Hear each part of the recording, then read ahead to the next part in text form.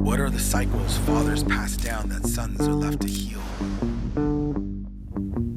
What if being a man wasn't about holding it all together, but learning how to let go? This is a space where men speak truth and find the power to heal and transform. I'm Mike Della Rocha. Welcome to Sacred Lessons. Some men are taught to be strong. Few men are taught how to heal. Welcome to Sacred Lessons. I'm Mike Della Rocha. Today's conversation is deeply personal for me because I'm sitting with a brother that I've walked alongside one of the most sacred spaces of my life, our men's healing circle. Yancy Comins is the co-founder of Hands in the Soil, a community wellness organization dedicated to cultivating healthy habits and spiritual well-being through connection to nature, culture, and each other.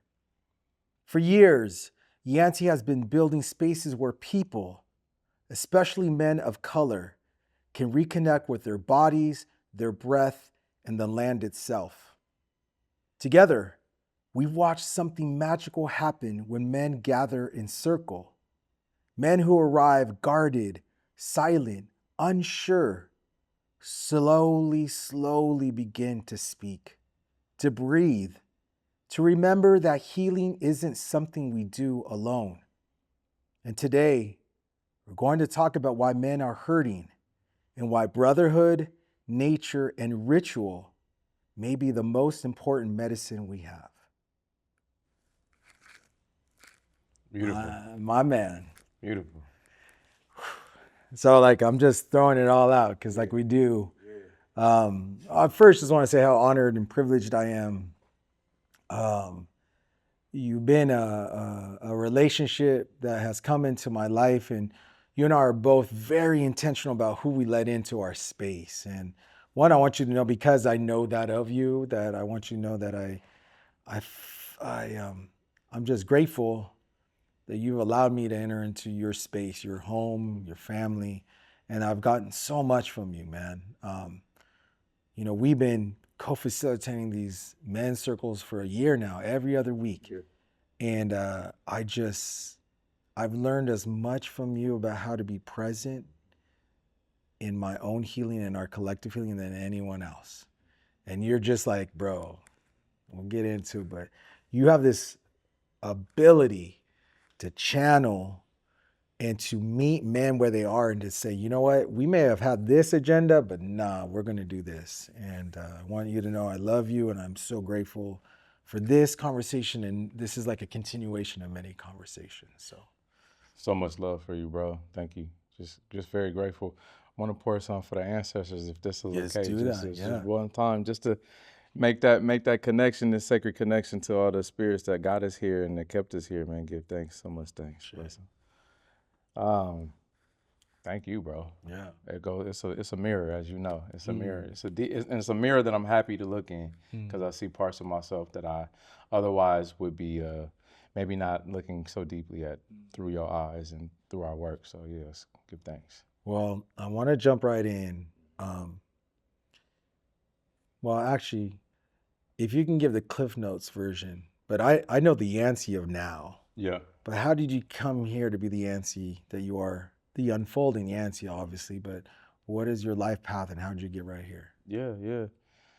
Many twists and turns as everybody else. I think for me, it's born in Pasadena and literally am now currently raising children on the same street I was born on. Is a very serendipitous and blessed kind of cross section in my life. So that's where I'm at now. But music, I like to say, music raised me and nature saved me.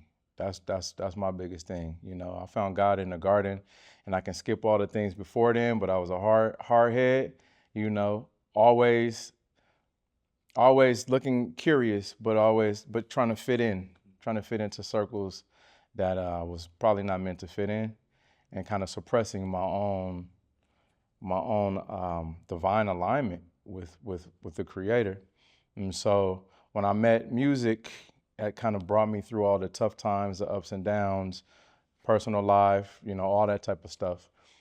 But when I met nature and when I was really at my lowest point 15, 20 years ago, Yeah, my mom from Louisiana went to her community garden, planted a bean seed, and came back 3 days later, seen it sprout, and for some reason that was a spark that led me through a whole nother pathway. And so that, believe it or not, led me into meditating. And I'm not an avid meditator like many folks may think, but my own ways of meditating come through spirit and music and channeling. But yeah, it just led me down a path, and I followed that path because God was calling, and I'm just jump to it. Here we are now, still figuring out how to weave, and. But I will say, fatherhood also brought me to a deeper layer of what this life really means, and seeing a reflection of my kids is like, oh, okay, this is a special chance life is. So, cleaning up my acts and just following the spirit, weaving. So funny. Like you talked about mirrors. I probably would have said the same thing. Music saved me. Nature/ritual healed me, and fatherhood completed me. And in that probably order and cyclical nature. Yeah. But I will say the nature piece, you co-founded Hands in the Soil. And so much of our healing has to be earth-based because we're earth-based people. Talk to those that don't understand just the power of nature itself and the soil, and like how you saw like the germination of the seed and it did something within you. But why is that so powerful and important? Think of our ancestors. What's the one thing we all have in common, right? Outside of we all, piss and poop, eat and enjoy music, is we all really, nature provides, and we all lean heavily on nature for our lives. So I think that's just a common denominator. But when I think about what it can do, what it's done for me, and how I can see it show up in other people's lives, especially in the urban setting, right? In these urban streets, bro, that shit tapped into me, something that I did not know existed, which is how to care for something that wasn't human. How to be in relationship with silence, how to be in relationship with like the subtleties of what's going on, because trying to fit in, in this world or in this where I grew up, it's a lot of boldness. The bigger you are, the badder you are, the stronger you are. But, nature shows up in just a completely different way. And when I say nature, I'm speaking about all elements, from the waters to the mountains, to the waters that run down the mountains. Everything is just like, it's a code, and it's a language. And jumping into that language helps me meet not just parts of myself and be in surrender and kind of soft in that space, and it also meets my ancestors and seeing the strength of nature, So I think it has, I think it will always, the earth will always be a place for us to give deep reverence to, but in this particular time, we need to be caring for it in just a way. And once we put our hands on the soil together collectively, we're really touching our own souls. So that's kind of like that's the metaphor within hands on the soil. It's hands in the earth and the dirt, but it's really the hands in ourselves and our souls, and really doing the work within ourselves. And hits is a ode to the music, right? And what I was striving to make was HITS hits, you know what I'm saying? So it's all weaved, yeah. And let me ask you, you have had a profound impact, I know, on so many men's lives just that I know in the past year. But what called you to do the healing work with other men, and specifically men of color? Like, and why? And obviously nature is a part of that, and the hits is a part of that. But what was the calling? Mushrooms. The hongos.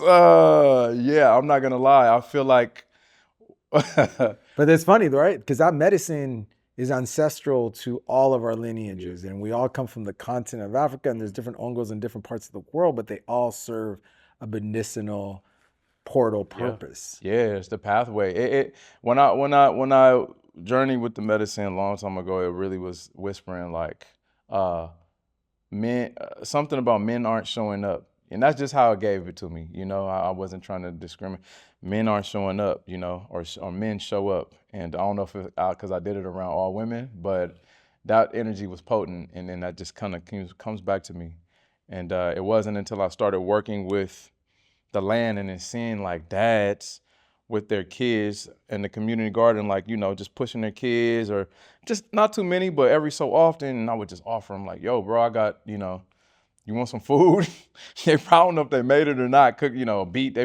Some of them didn't know what it is, but they was all grateful. And I could see that they were unguarded because they were with their seed, and I was coming with reverence, and so it wasn't I just think we when we mix, when we mix our tenderness with our strength, bro, we get something that's a portal for entry. We're in a collective, because I feel like we're all on islands sometimes, and then it's not until we connect in a deeper way where we can see like there's a bridge between these islands that we stay on sometimes. It's these secluded spaces where we taking care of just our family and our immediate home. So, and yeah. what do you, in your experience, Mm-hmm. what's leading us men to feel like to be these islands amongst ourselves? Damn, I wish I could throw that question at you. I feel like you got the answer for it. Okay.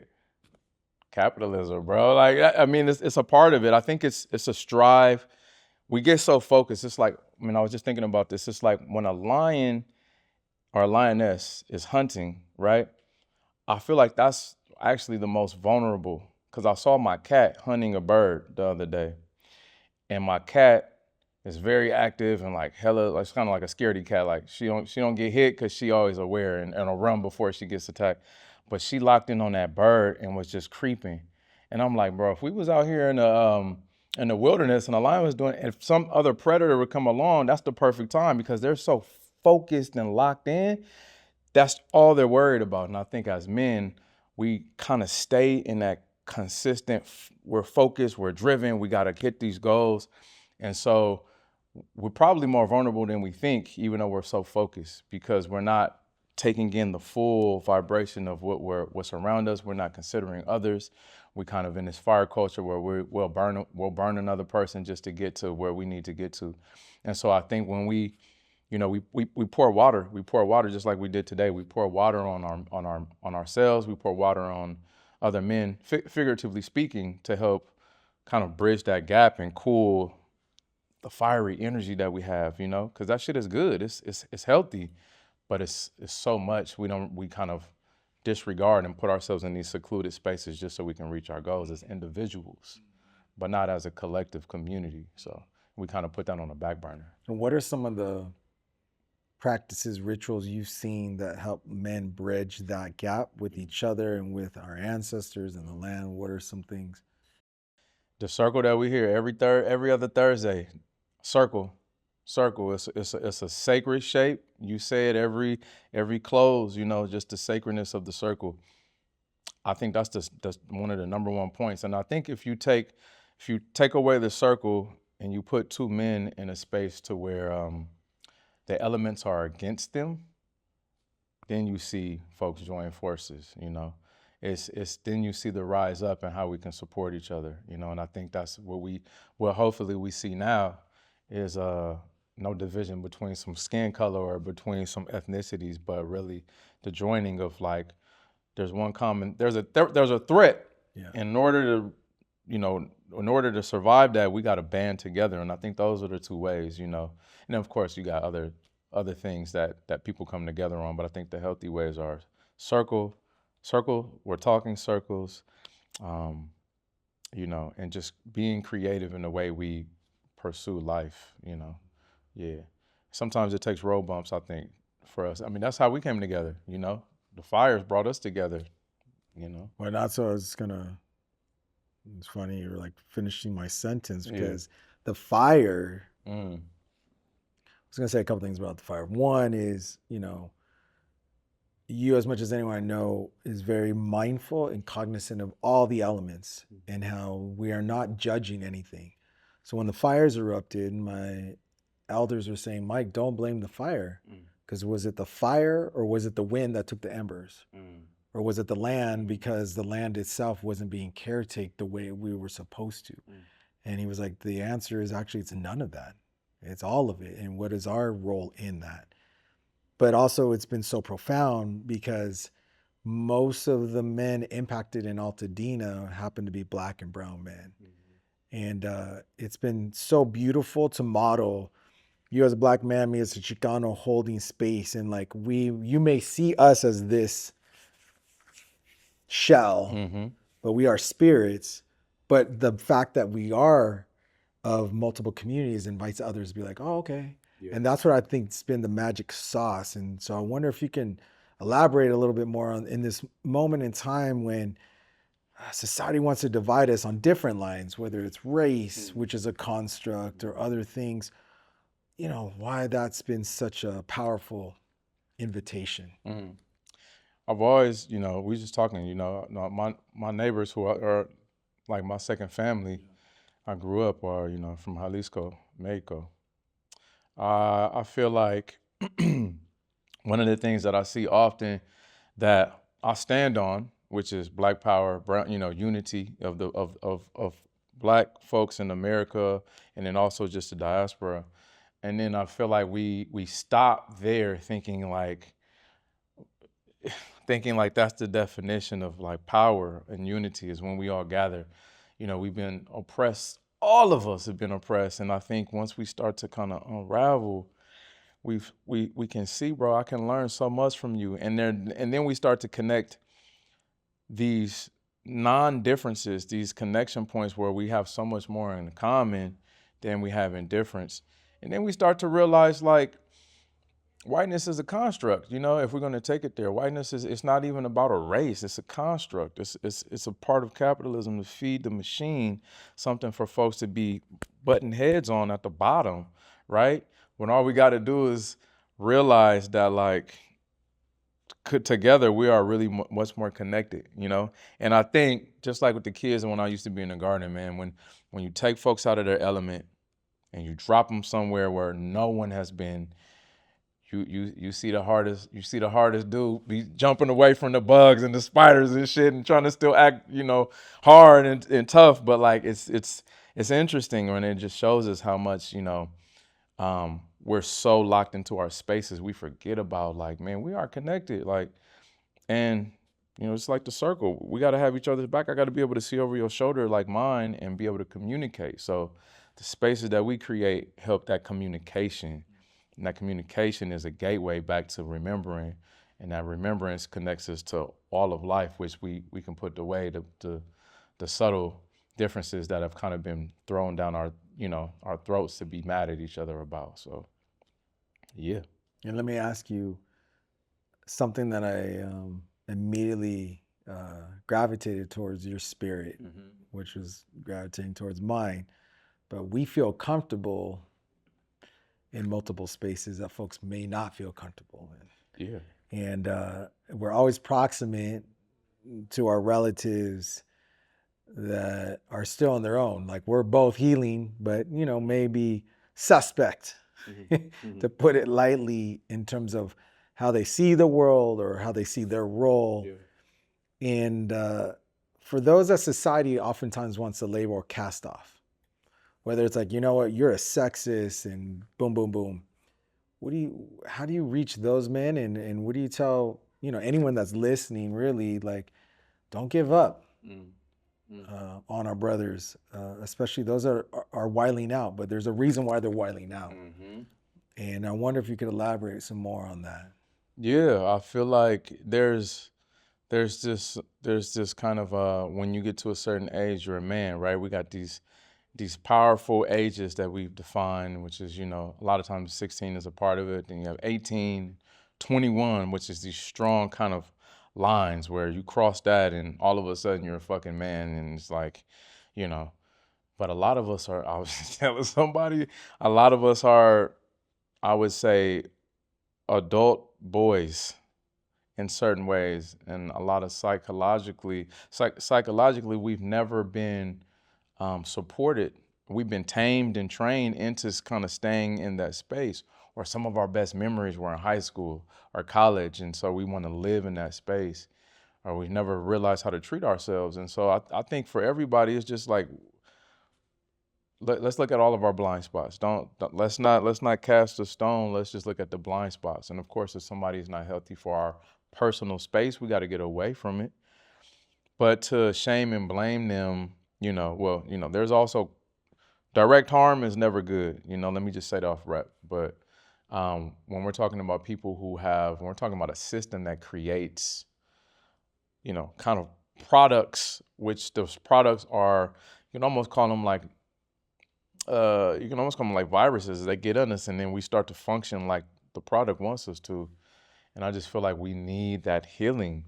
There's a point in our lives where we need ourselves to be mirrors. So when we sit in these circles, the homie, I won't say any names, but the Asian homie who's 10, 15 years older than me, the younger black homie that and we're all like relating to each other. It's like we can see each other. And when I go home, I know that, damn, okay, I would have probably been holding this on and had a lot more rage and anger, but I was able to just put it out there and also see or hear somebody else say some shit I would have said. And it's relatable. So I think the relations, so all of our relations, we need to find harmony. And if we're holding grudges because these people are wild and trying to find their way and have not been welcomed into a healing space, or the healing spaces are voided around their environment, we're basically acting as colonizers want us to act. So yeah. We acting like the way the colonizers want us to act. And I think one of the first things that the colonizers did, both in the Americas and the continent of Africa, was rip us from our ancestral practices in the land itself. When we never saw the land as a sense of ownership, it was a relationship. And this past holiday season, you gave me a book that I've read multiple times, but books find you at the time you need them. Yeah. And it was The Healing Wisdom of Africa. And I was like, this is so profound, because I needed to be reminded once again in reading that. And why I think I love you so much is because you see the importance of ancestral ritual and ceremony in our healing as a community. And how did you land on that? Or what was that made you it's not check the box, it's just who we are? Yeah. I don't know. I'm gonna have to sit on that, but I do know Pops, my dad, Big Jake, John Comins, definitely a key factor, right? Went to Bible study Tuesday, Thursday, Sunday. I was like, boy, was in the choir for longer than I was born, you know what I'm saying? So passed away in 2015. But the powerful thing is his spirit is continuously so strong. A big dude, 6'3", big, way more hair than me on my face. Just very, very soft and loving, and also, he couldn't be messed with at the same time. I learned a lot about spirit through that, because his dedication to what he believed in was apparent. His voice and music was apparent. He loved music. We connected on music. And so there's just aspects of seeing another masculine being that is now on the other side, that I feel like for me, and I've seen him go through his struggles. I've seen him pick up a bottle many times in my young age, you know what I'm saying? And, seeing him on the other, closer to when he was closer to his transition point, not, figure out how to fight them demons and put it away, you know what I'm saying?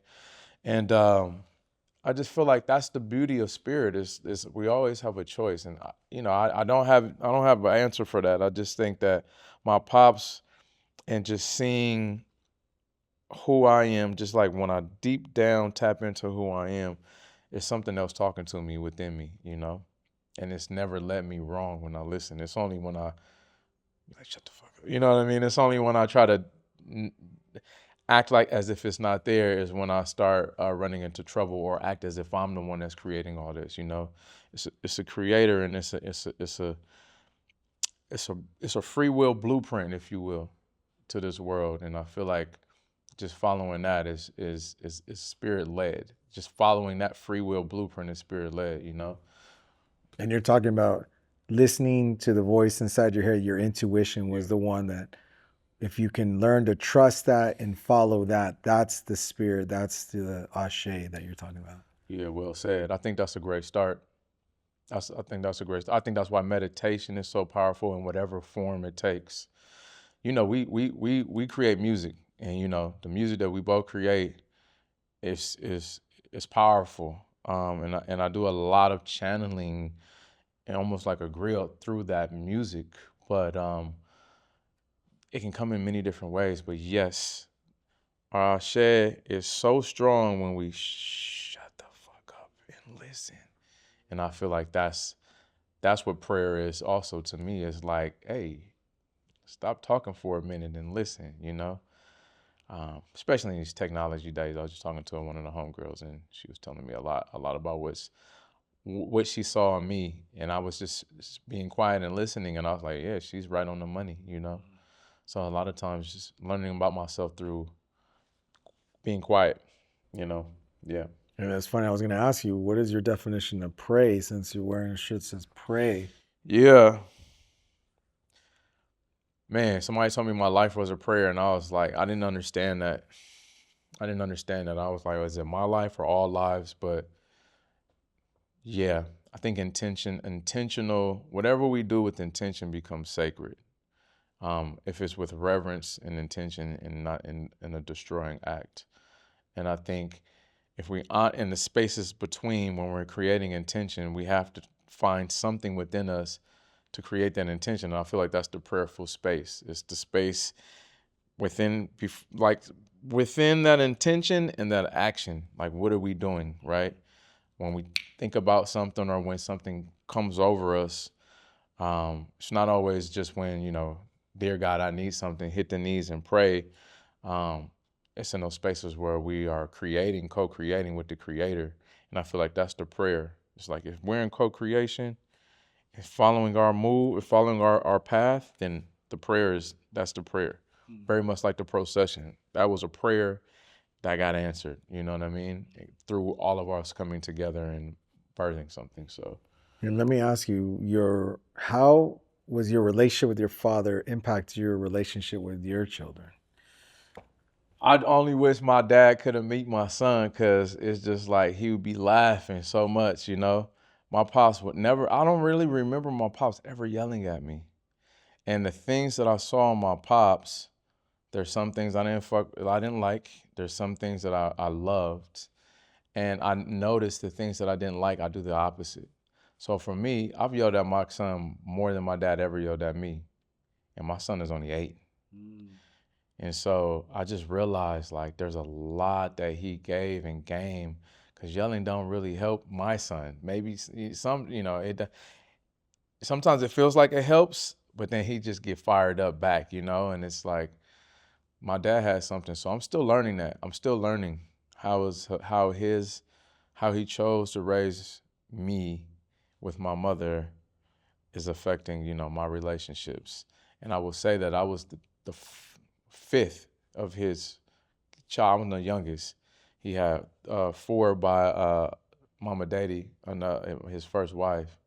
And so I came like 16 years later. You know what I'm saying? So I'm sure he had a gang of wisdom. I don't know what he did with the other. Yeah. He probably figured it out. Like, man, this shit ain't, you know, like, you gotta do what you gotta do. Cause my brothers was, you know, they came out here from Illinois, and they, you know, some of them was cripping, some of them they got into some things, you know, and shout out to my bros. Yeah, yeah.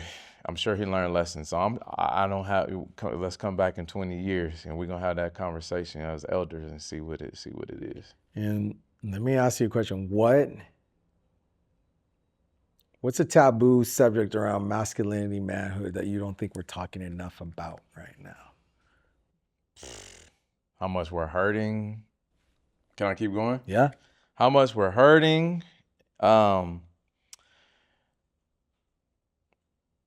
How much we're isolated, the yearning for more, you know, the yearning for connection. I think that goes with isolation. I'm sure, you know, seen a couple of the podcasts, and I know folks be dropping bars, and I feel like there's a lot of disassociation with like just connecting with a man one-to-one like this, you know? Like, What do you mean? Disassociation, that we're not taught how to do that?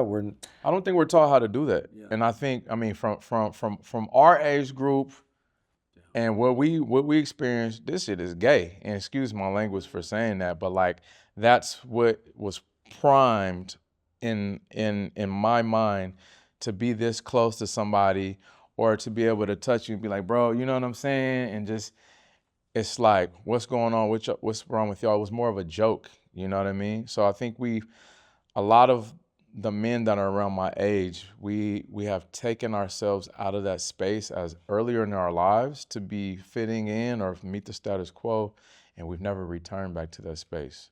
So there's a lot of like welcoming space that's ready for us to return to that we're just not quite sure how to go forward and step in, you know?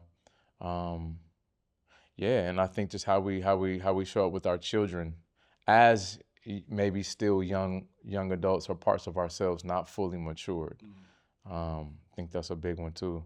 I'll stop there. And just in healing in general, I think is a big it's a taboo. Like, you know, So we give away our power when we step into healing or something. what we're not talking enough about is how much pain men are holding. And then also the way that we've been conditioned to think that being in an intimate relationship with the other man is somehow a threat to your manhood. Facts. And then the third thing is just that healing is not going to demasculate you. If anything, it's going to make you stronger in your vulnerability. Is that? Facts. Yeah, that's it. That's it. 100%. And one more thing I would say is health. Tell me. I mean, I think 100%, a lot, well, not 100%, but I think a lot of the time we don't talk about health enough as men, two men. You know, we all got prostates, or some of us have still got it.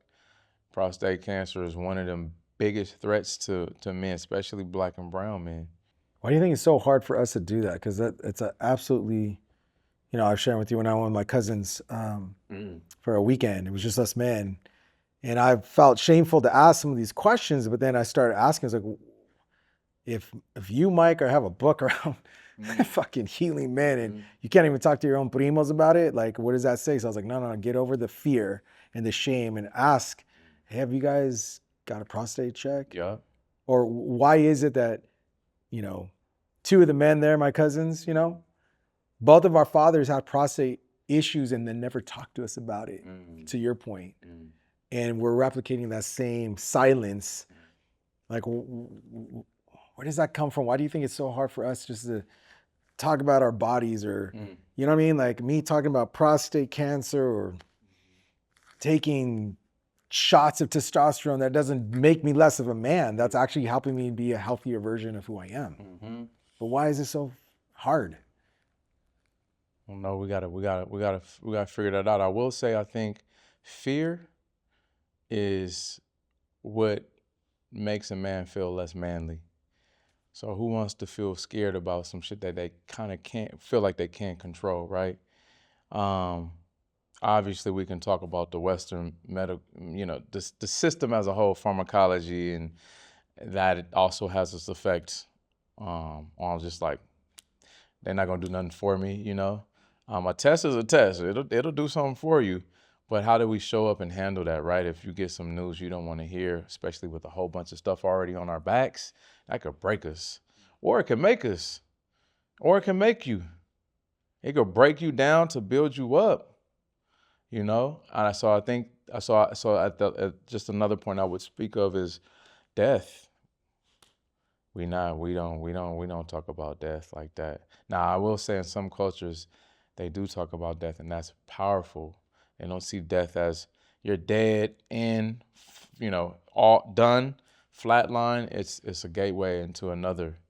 And I feel like and then with ritual and being closer to people, especially as we get older, no matter how old we are, death and kind of unraveling what that concept is, what they fed it that us to be, it could be beautiful. Cause I got homies that focus on anti-aging, and which is beautiful. I got homies that focus on, but you see the whole world is built around youth and keeping that young energy. That's why the homies out here wearing clothes too tight, performing those days and trying to show up. It looks bad, but they're reaching for something that left them and not stepping into what's coming for them. Francis Weller said, oftentimes, and I don't know if you heard it from somewhere else, I said we turn around and walk backwards into death.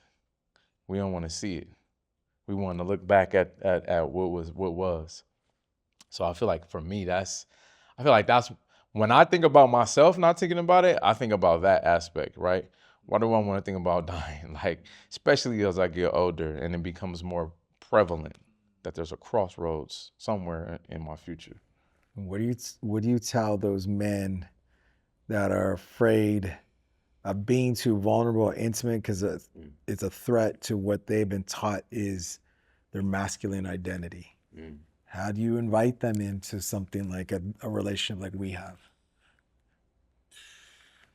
Oh no, you know what I think it is, and we haven't done this yet. You've been doing it with Sacred Lessons as you've been going around and tapping into different communities. I know it's a podcast, so you gotta ask me, but I would shoot that question back at you. But I think it can't start by, hey man, come to a men's circle. I ain't gonna be like, bro, what?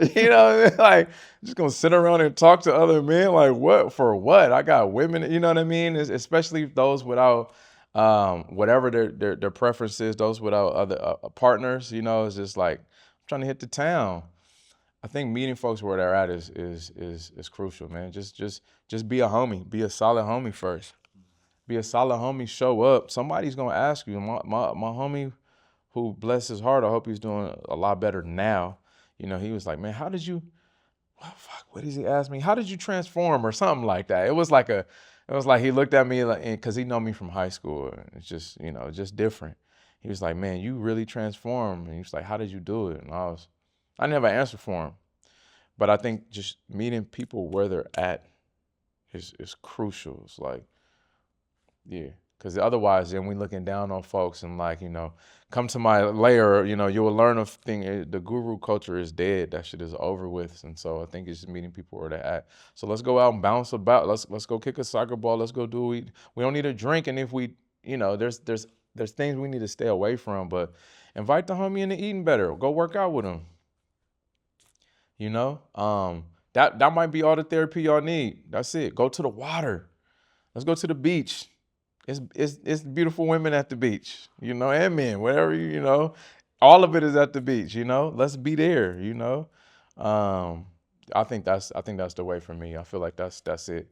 I got long time homies, but like people that I just met, we just seem to have like a connection we've already done a little bit of some of that work, and we're not as rough around certain edges, and we're able to like tap in. I hate having shallow conversations. That shit is like, I get awkward. I'm starting moving and fidgeting a lot. So I think it's also just finding your tribe, finding the people that you feel seen around. Yeah, and sticking there, and offering something, even if it's just gratitude. So yeah, I definitely double down on everything you just shared, which is meeting folks where they are without judgment. And I know that's the hard part in a judgmental society we live in. And I don't got my shit figured out. We always say that, like, and I'm still a work in progress. And just in the invitation, just join me. And ironically, all the things that I don't even like the word toxic masculinity, because we're all masculine and feminine. It's not toxic. It's our behaviors maybe, but the way that folks are recruited into extreme ideologies. People talk about the manosphere a lot, and I don't throw the baby out with the bathwater. It's another construct. But they always talk about, we met them at a UFC match, or we met them at this. And okay, well, if that's where we are, why don't we go there? And also what I love about what we've been able to continue to co-create together is it only takes that one time for a man who's suspect. I don't know about this healing circle, Yancy, but they come in, it's like they're dipping their toe in the water, and then they're like, why haven't I been in the water the whole time? Yep.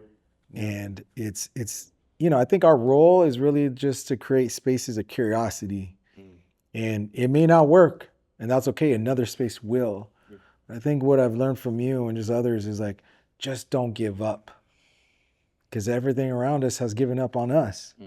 So if we're gonna do that, so how different are we to the oppressors like you were mentioning earlier? Just in closing, like what, given your decades of unfolding experiences, what is your biggest hope for your son and the next generation of men coming up? It's tough. That's a touchy and tough one, man. It's like, yeah, because my son is different too. It's like a lot of the homies' kids play sports. My boy playing baseball now, but he has this artfulness, and this tenderness. He's still coming into his form, like really like scanning the earth is not really something that he's like full wholeheartedly doing. He's still in his full journey. So I'm like, man, you got to protect that. Like, not harden it, not strip it away, cultivate it, The tenderness. That tenderness and his strength within that tenderness, like all of it, So provide him the protection that he needs, but don't smother him. Like let his fire like actually grow in places and spaces where he feels seen, and then also like give him that courage that he might not have to edge him to his own edge and find newness. Because I think a lot of our just a lot of the homies, the young homies right now, they have the same thing we have, but they got it deeper, because technology is such a beautiful contraption. It's got two heads. It could serve you, or it could mark you slowly. You never know. And be draining your power until you trusting in a certain machine or a certain, and you're giving all your leverage and power into this, what either people think about you or what something spits back out at you. And so like really trying to navigate that, I think that's the biggest thing right now, so that he can have a chance to put 2 feet on the soil and stand tall and make his decisions, confidently. Confident decisions, and know how to protect himself when needed. Everything else is on him. Everything else is like, you gotta let him, you feel me, flap till he almost hit the ground and hopefully fly. And so yeah. I think what we always say in our circle is, there's a difference between ritual and routine. And we as men, we have a lot of our routines. A lot of us wake up and we go work out, and then we do our thing, and that's a routine. Yeah. But the power of ritual is we have no control. That's right. And the power of fatherhood is we don't have control. And I think when we yell at our kids, it's because we think we can control. And they come in with their own medicine and their own ashe. And the hardest part for me is being able to accept and not project what I want my son to do or be. Like, I was a jock, and there was a long time when that was like, when you say tenderness and artistic thing, my son was more into video games and doing other things, and I was like, beautiful. And I would see him play certain sports, and I'd be like, oh man, like I was trying to protect him from what society would do, but at the same time, he was teaching me, you don't need to protect me. Like, I'm comfortable. Why aren't you comfortable? You hear what I'm saying? Woo. And I'm still learning, and I think that's the journey of this new humanness. I know it's a show about masculinity and wellness, but I guess the real sacred lesson is that the real definition of manhood is that there is no manhood, that there is no control, that fear is a construct, and that if we can let go of our expectations and our beliefs about what we're supposed to be and just be who we are, that's actually the definition of freedom, liberation, spirit, because then we're boundless. and we're able to fulfill whatever our life purpose is here.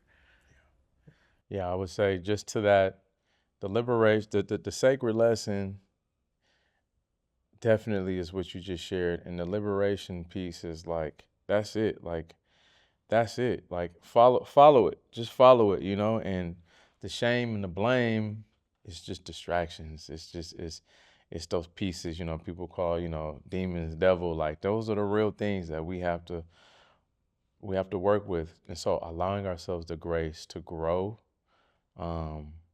whatever way that looks like, I think that goes back to your point on how others might view us. Just allow yourself the grace to grow, get away from what's harmful, continue to step forward, ask questions, ask for help, lean on the people you love, and make sure you're not getting burned by the same people, and let God handle the rest, That ritual part is huge. And in some way we find our way into ritual spaces that help us grow internally. So, yeah.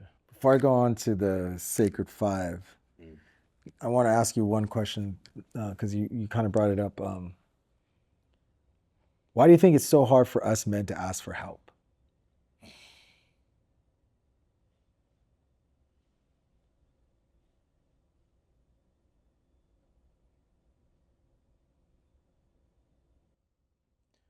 Vulnerability feels like weakness. Yeah. Individuality, pulling myself up on my own bootstraps, feels like success. And I think the grooming has been groomed. We've been groomed. And so, yeah, I'm exploring that. Somebody just told me, like, you don't got to do it all by yourself today. So I'm like, yeah, you're right. Asking for help. What happens if somebody says no? Am I going to flare up on, well, fuck you then? Or like close up and cry? So like, yeah, I don't know if we are, that's one of those, again, going back to health. I don't know how much health, I don't know how much we've worked out that space of like, asking for help and receiving the help that people are willing to give, no matter if it's this or that. I don't know. I gotta go deeper within on that one. Well, it's interesting because what I took from what you just said was we're afraid to ask. A lot of us men are afraid to ask for help because we're afraid that the person we ask in that vulnerable state will not know how to or will say no. Mm-hmm. And then what would that do to our ego? What would that do to our ability to then ask someone else? And oftentimes we won't. Yeah. And that's the part that I think is hard because we, as a society, both men, women, non-binary folks, we're conditioned to think that men are supposed to have it all figured out. And if we don't, then we're not a man. Yeah. And if you do ask for help, then you are being vulnerable, and vulnerability is a sign of weakness. Mm-hmm. And it's like everything I just said is a complete and utter lie. Yeah, facts. Shit, that's what I'm finding out. You feel me?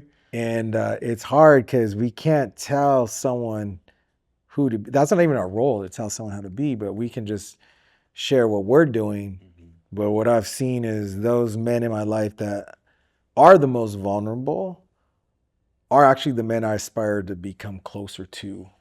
Yeah. Yeah. And I would say the same, bro. I'll say that's why we're here together. You know what I'm saying? Figuring shit out. Because the other stuff is a stagnation point. You only go so far. And shout out to the homies. I've seen some of my brothers, and just people in general. They got that tenacity, That no doesn't mean it's a no for them. It just means it wasn't the right time for that person. And a lot of times we equate that to marketing or equate that to business mindset. And I think it's super healthy for that to be able to be financially successful. You got to drop in a gang of no's to be able to get to a couple of yeses. But yeah, if we stop knocking on the door because of a no, or we curl ourselves in, me and my partner said, don't block your blessings. Because if you put a shield up, nothing's getting in, but also nothing's going out. So you just in a shell, So yeah, 100%. Help is huge. When we go to ceremony and sit with the medicine, in the school I practice with, the first thing before we move any further is practicing how to actually say help out loud, literally, so that in the conscious mind, we've said it in a close proximity, and it's something that is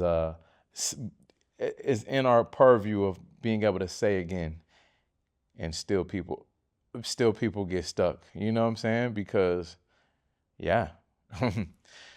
Another time we can talk about that deeper. I think that's a big question. Why is it so hard to ask for help is a huge question. Yeah. You just stopped yourself. Why? About the asking for the help. Because that's going to go down a rabbit hole. Yeah, hell yeah. Well, what I will take from this, which is so profound that what I love about the podcast space, especially for men, is like no one will know that you're listening to a podcast. Mm-hmm. You could be listening to hits. Yeah. You can be listening to Yancy Comins. You can listen to Mike, whoever. So they might think you're listening to music, and you're actually listening to this conversation that Yancy Comins and saying, you know what, why don't you practice saying out loud, I need help. Mm-hmm. So when the day does come, it's not foreign or strange to you, but you have trained your mind and your spirit to be able to ask. That's powerful. Yeah, it is, bro. It is. And that's another sacred lesson. But in order for it to be wisdom, we got to practice. Practice it. Yeah. All right. Well, let's get into the sacred five. Let's do it. All right. These are 5 questions. I will ask you, you answer in a word or a sentence. It's ways for listeners, viewers to take practical things from them. So question number 1, name 3 things that make you feel safe, connected, and whole. Home, food, a beautiful woman that's down for you. Home, food, and a beautiful woman partner that's down for you. Mm-hmm. What song, book, or prayer brings you back to yourself? The Healing Wisdom of Africa by Malidoma Somé, Elder Malidoma. Just one, yeah. You can share more. I think that's the one for me. Okay. Yeah. What's one daily ritual or practice that grounds you? Walking outside in the morning time, feeling that sun on my skin and taking the biggest breath I can and taking a few of those and saying thank you for my life. What's one small action that listeners can take on their healing journey today? Keep listening to sacred lessons. Take you with me everywhere. Yeah, we're gonna promo it, but that's real. Stay around what's healthy for you. No matter what anybody thinks about it. And I love the fact about a podcast because you're right. You zone in and zone out. They might think you listening to Snoop and Dre, but you in here listening to Mike and Yancy. So yeah, it's real. All right, share a one-line blessing or quote that inspires you. Your life is a sacred journey. I wish I could share the whole thing because I don't know that shit. But who said that? You could put it in a caption because I can't remember. But I got when I was taking the transformational training, someone gave me a small little card, and it had started with your life was a sacred journey, and then the other 5 or 6 lines really dropped me into, and I have it on my altar. Really dropped me into like, yep, this path. There's no real wrong way, unless you're doing it somebody else's way, you know. And it's an author. It's a woman author, and I will get that name for you.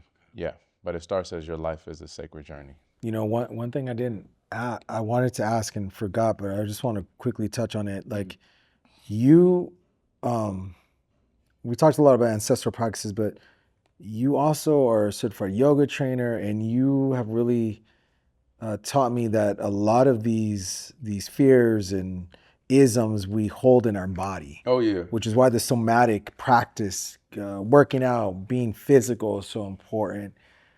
Before we close, I just want to see if you can touch on that really quick, because that's really, really important, just how we hold a lot of our pain and trauma and stress.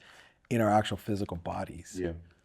I mean, even coming up here with this beautiful space with you, a little anxious and nervous, I can feel my jaw tightening, right? Sometimes that translates in the jaw, the neck, the back, the hips, you know. But I will say the one thing for us as men, women, gender fluid folks, doesn't matter what you are human, is to really tap into the seasonal wheel of life. And that has taught me so much about my body. Again, relating back to nature and the seasons. There's always a time to be expressive and bold like summer. There's always a time to start to calm down and just be aware, and then you'll start to see things just fall away like like fall. And then this winter season is a time to really listen to the body, listen to the body. So for me as a movement kind of instructor and just finding my own path of healing my body through yoga specifically, but just ancient movements is, once we move, period, we start to find ways that our body articulates. And I've always used this in my practices. The body is like a vessel. So whatever we pour into it, if we pour a sticky substance into it, it's going to be hard when we take it out to stick it out. So we have to continue to keep washing it out with fluid movement, with water-like movements, so that we can be, water is like the breath, and we can just keep moving, like Bruce Lee said. So the somatic world, or the body in itself, is a sacred temple. And we all got our ways of treating ourselves, but one thing we can do for ourselves every day is move as to the max capacity without going beyond our edge. And we'll be a little bit healthier. Move and breathe, because your breath is a movement. Mm-hmm. So, I'd say that. Create and just create. You feel me? Create, just create and find creators who are creating and create, because that's movement. That's energetic movement. So, yeah. Bless up. Well, it's been a nice little mini journey. Yeah. Without the plant medicine. Facts. But it's always within us. So I guess it still was a continuation. But I always use this time to reflect back some of the teachings or lessons I got from this. And there's a lot. And I'm trying to figure out how to encapsulate the greatness known as Yancy Comins. But I will start with saying, what I take from you always is your willingness to see your mirror in every person you come into relationship with. And knowing yourself, you may know sometimes that mirror is needs a little bit more tender, loving care. So I get that. So I might be a little bit off to protect myself, but I'm not going to leave that. Does that make sense? Mm-hmm. And I love that you see yourself in all of us, because all of us are you and vice versa. The other thing is just your creativity and curiosity to always remember the child Yancy who's the adult Yancy, and that your creativity connects you to source, connects you to breath, which is spirit, and you're working out the limitations of this platform through your art. Mm-hmm. And art, like spirit, there is the only confining limitation is whatever we put on it. And then the last thing is just, I want to thank you for all that I continue to learn from you when you hold space, because you did say when you're doing your music, you're channeling. Mm-hmm. And I've seen you, like, I can't wait to actually do the music stuff with you, because that's a different intimate thing. But bro, I've been seeing you channel for a year. Yeah.